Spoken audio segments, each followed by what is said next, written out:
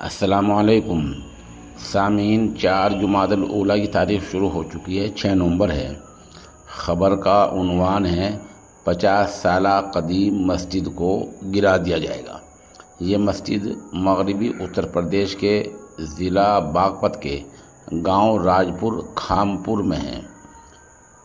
ضلع کا یہ گاؤں بڑوت کے علاقے میں واقع ہے۔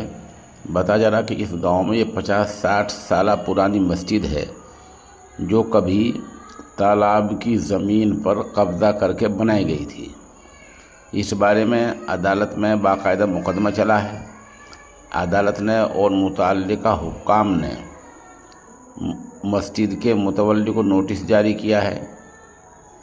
کئی مہینے میں وہ نوٹس کا جواب نہیں دے پائے۔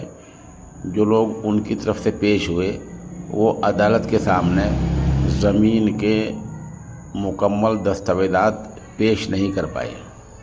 ادھر سرکاری وکیل نے یہ ثابت کیا عدالت کے سامنے کہ یہ مسجد تالاب کی زمین پر بنائی گئی تھی۔ اس سے آپ اندازہ لگا لیجئے کہ اگر کہیں پرانی مسجد یا مدرسہ یا کوئی اور عبادت گاہ اس طرح تالاب کی یا پنچایتی سرکاری زمین پر ہیں، ان کی کوئی شکایت جاتی ہے، معاملہ عدالت میں جاتا ہے تو فیصلہ یہی آنا ہے۔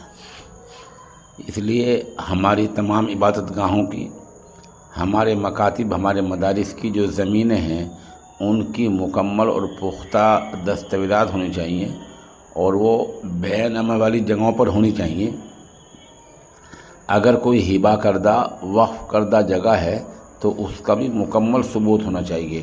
اگر آپ کے پاس ٹھوس ثبوت نہیں ہے تو کل کو یہی صورتحال پیش آ سکتی ہے۔